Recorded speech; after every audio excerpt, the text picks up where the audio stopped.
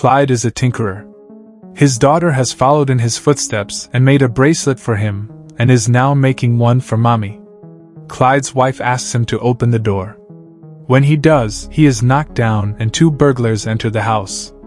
They tie Clyde's hands and rob the house. One of the burglars, Darby, says, "You can't fight fate," and stabs Clyde. You can't fight.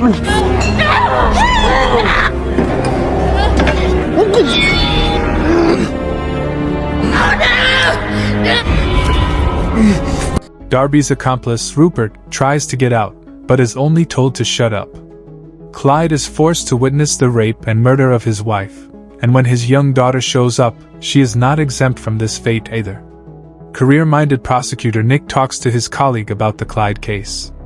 The matter got out of hand last night because a judge ruled that DNA from the crime scene was inadmissible. He decided to take a plea deal rather than go to trial with the case. He's not taking any chances, saying, "Some justice is better than no justice at all." Nick meets with Clyde, who hands him notes that he thinks might help with the case. Nick puts the notes aside and says that Darby has agreed to testify against Rupert, who will go to death row with his testimony. Darby will be sentenced up to 5 years in prison. Clyde, already emotionally scarred, is in disbelief. He begs Nick not to take the deal, but it's already been decided. That's how the justice system works. It's not about what you know, it's about what you can prove. Nick says it's a win for them, as if spitting in Clyde's face. In the courtroom, the whole incident was staged as if Rupert was the main culprit. Darby quietly makes fun of Nick's wife, as if she is next, and signs the plea deal. Outside, Nick makes a statement to the press about the ruling and Darby sarcastically thanks him for being in his corner. It's nice when the system works. Nick watches from a distance, still shocked at how unfair everything is.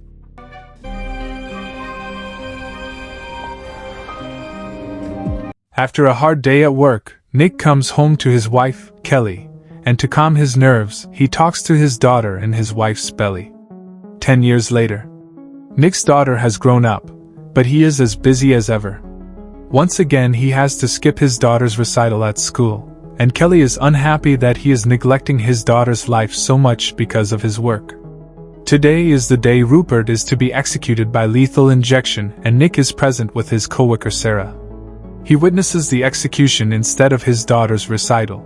That doesn't sit well with Sarah and Nick. Rupert is injected with 3 drugs, administered in a specific order.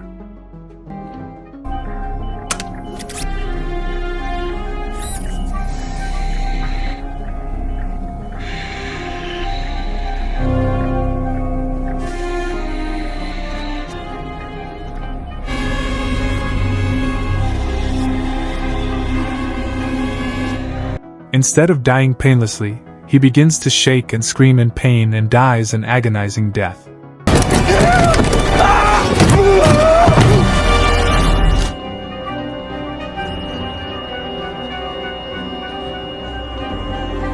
Bravo, what a great show. The warden explains that they are not responsible for the man's agony. It has never happened before. A policeman arrives and hands the prosecutors a bottle with the phrase, "Can't fight fate," written on it. Nick recognizes this phrase and the police look into Darby and find his whereabouts. At Darby's, who is sniffing flour, he receives a call. The voice is muffled and tells everything there is to know about him. Darby becomes paranoid. The voice tells him to look out the window. He sees police approaching him from all sides. Darby rushes outside and fires a few shots at police cars.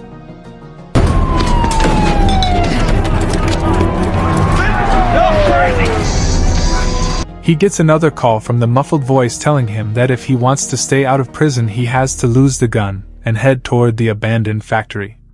Darby does as he is told. Fortunately, on the way there, he finds an officer asleep in his car. He gets in, grabs his gun, and forces him to drive. They stop at a deserted location. Darby drags him out and tells him to get on his knees, but before that, Darby takes a call and learns that his rescuer was none other than Clyde himself. Darby tries to shoot him, but it is a trap gun. Instead he is injected with a paralyzing serum, but he remains conscious. In other words, Darby cannot move, but he feels everything. Clyde then restrains him at his warehouse and tells Darby that he will feel pain that he has never felt before. He has made all the necessary preparations to delay his death for as long as possible. Before he begins the torture, Clyde tells him that he knows what it's like to be helpless, just as he was 10 years ago. "You can't fight fate." He starts the recording and begins to dismember Darby.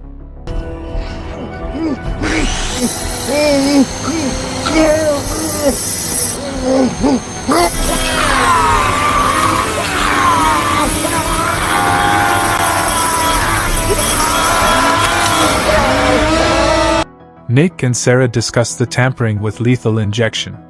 Nick feels that Darby had nothing to do with it because he doesn't have the brains to pull it off. A while later, the police find Darby in 25 pieces. They notify Nick of the gruesome sight. Sarah realizes that the only person who has a motive is Clyde. He has sold all his assets in recent years, buying properties in bizarre places. He also owns the warehouse where Darby was found. The police brigade is on its way to Clyde's house, who is calmly undressing when he hears the sirens.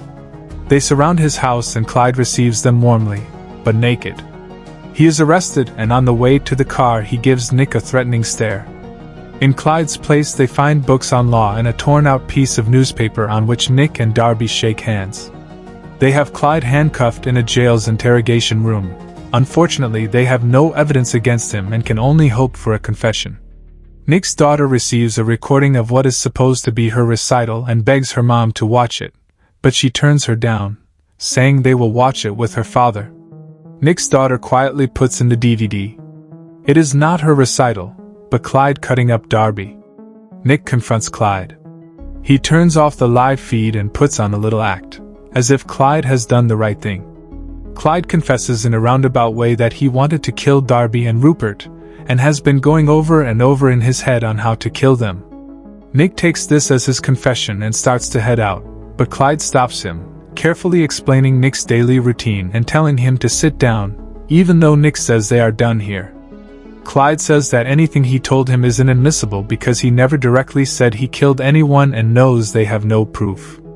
Even though Darby was found dead in Clyde's warehouse, Clyde owns numerous properties across the country and can say it was a setup. Nick says they know he did it, but it's not about what you know, it's about what you can prove. Clyde says he will give his full confession if Nick can do something for him. Clyde wants a bed and Nick's ego gets the better of him. No. Nick's supervisor, Jonas, scolds him for not taking the deal. A confession for a mattress when there is no evidence is pretty good. Nick firmly believes that Clyde is playing with them. Jonas once again advises him to make the deal. Clyde gets the mattress he wanted. Someone already is eyeing it out at prison. The warden expresses his dissatisfaction with Clyde. In the courtroom, Nick pleads to deny Clyde bail. In his defense, he claims to be a law-abiding citizen, and Nick does not have a shred of evidence to keep him detained without bail. The judge is inclined to agree with Clyde. Nick says that Clyde agreed to give his full confession, but he did not. At that moment, Clyde starts to applaud, saying that she would just let a murderer go after giving her some sweet lines. Is this true? Everyone is shocked, as he berates the judge a few more times for being misguided before being escorted out. Bail denied. Later, in the interrogation room, Clyde describes the tape he sent him as good triumphs over evil. And as promised, he admits that it was him on the tape. He goes on to say that he has one more confession to make, but he needs something in return. Nick is tired of hearing his BS. Clyde mentions that he wants a 20-ounce steak, medium rare, and an iPod in prison for lunch. Before Nick leaves, Clyde offers him the life of Bill Reynolds as his confession. Bill was Darby's lawyer. Nick returns and Sarah says that Bill has been missing for 3 days. Clyde speaks into the camera, addressing Nick and saying that if he wants Bill alive, he must meet his demands tomorrow at exactly 1 p.m. The next day they get the steak delivered to prison, but 5 minutes before 1 p.m. the warden decides to double-check the prosecutors. When they arrive at Clyde's with the meal, they are 8 minutes late. He still keeps his cool and tells them the whereabouts of Bill. He also tells them that the 1 p.m. appointment was not for him, but for Bill, so they better hurry.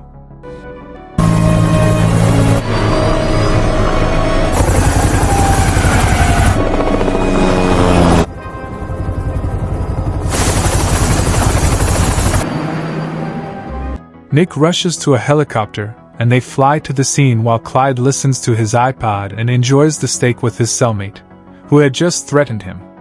They quickly become good friends, but it is all an act by Clyde, who was after the T-bone from the steak.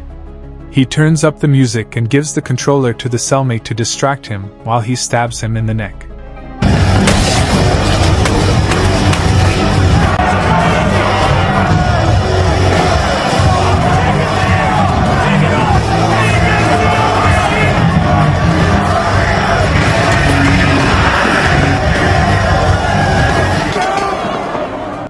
The guards come to Clyde's cell and the warden is furious. Nick has found Bill buried with an oxygen mask. He's dead. It took them 15 minutes to get there from the prison. So if Clyde had gotten his lunch in time, Bill would still be alive. Nick receives a message from Sarah telling him that Clyde murdered his cellmate, and the warden is moving him to solitary. Nick visits Clyde in his solitary confinement, asking what is the point of killing all these people. Clyde wants to hold all people accountable for their actions. Nick gives Clyde his daughter's bracelet and asks if his family would be proud of him taking vengeance in their name. But his wife and daughter can't feel anything, they are dead. Nick and Jonas meet a government official who has more information about Clyde. He says that Clyde is a born tactician who kills people without being in the same room with them. If Clyde is in prison, that means he wanted to be there. The cellmate he killed was not random. This is a pawn that was removed from the board, and he suggests they look for the next piece.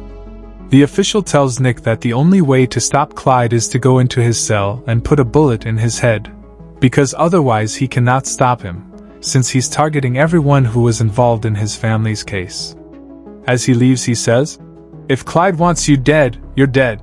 With this information, Nick and Jonas come to the judge and asks to violate Clyde's civil rights and restrict visitation to ensure everyone's safety. She agrees and signs a document.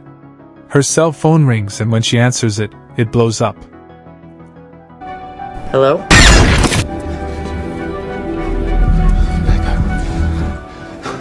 Oh my God. Nick visits Clyde in an interrogation room at the prison. He asks him about his accomplice and what the point of this revenge is. Clyde gets angry because Nick still does not understand what it is all about. If he wanted revenge, he would have slaughtered his family in the last 10 years. Clyde gives Nick one last chance. Release him by 6 a.m. or everyone will die. Clyde is escorted to a maximum solitary by a number of guards. Nick and Sarah meet at a prison where they go through documents to find any clues on who is helping Clyde from the outside, but without luck. Sarah starts to doubt if their decision to take the deal with Derby at the time was right. Nick assures her it was.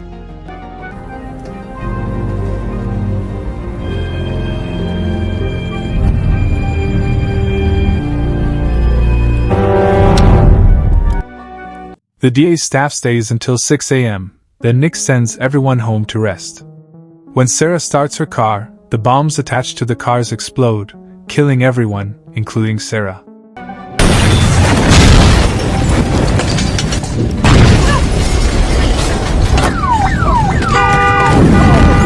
Sarah!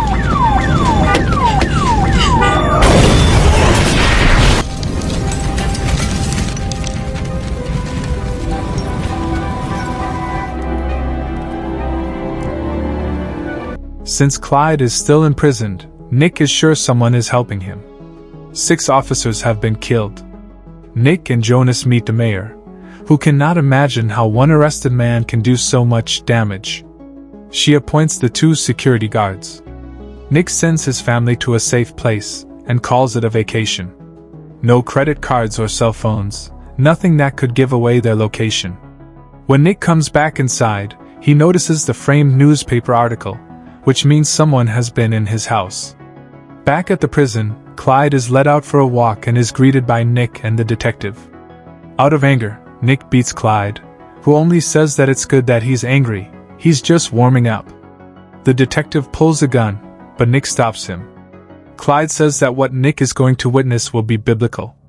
At Sarah's funeral, Jones thinks they brought this on themselves, but Nick still believes they did the right thing, but is beginning to doubt himself.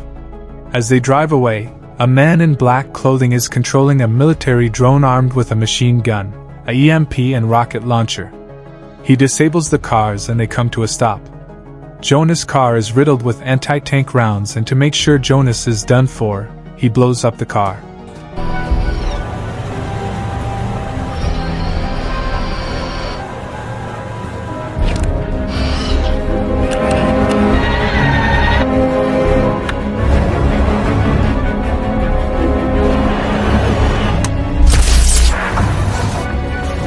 Electrical system's fried. Then I can tell them to get Jonas away from me. Get down! Get down!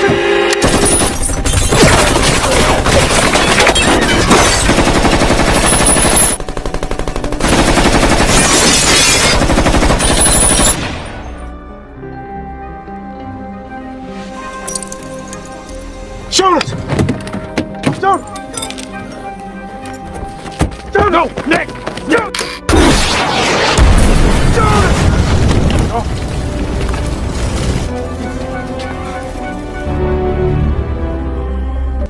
The mayor cannot believe Nick let this go on for so long. She wants to fire him, but to reduce media pressure on her, she appoints him as the new district attorney.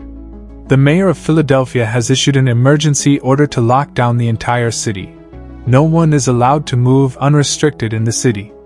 Nick receives an email from Sarah's contact. It's about real estate that Clyde bought.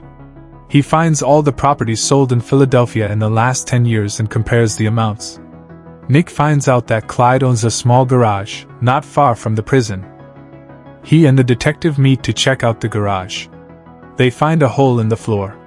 It is a tunnel that Clyde dug that goes directly under the prison. Clyde made an entrance into every single cell. That's why he killed his cellmate. That was his plan all along. The detective checks Clyde's cell, but he's not there. Disguised as a janitor, Clyde gets past security and into City Hall through a light check. The detective and Nick find that Clyde has cameras everywhere, even in Nick's house, and a quote from Von Clausewitz about the center of gravity. In this case, City Hall. Clyde plants napalm bomb to kill Mayor, who will soon hold a security meeting. Nick and the detective arrive soon after. As a precaution, they must proceed quietly so as not to alert Clyde that they are on to him. They notice Clyde's cart on the 5th floor, just below the conference room. They find a suitcase, which they suspect is the bomb. The bomb squad man opens the suitcase and says the bomb is activated by cell phone and could go off at any moment.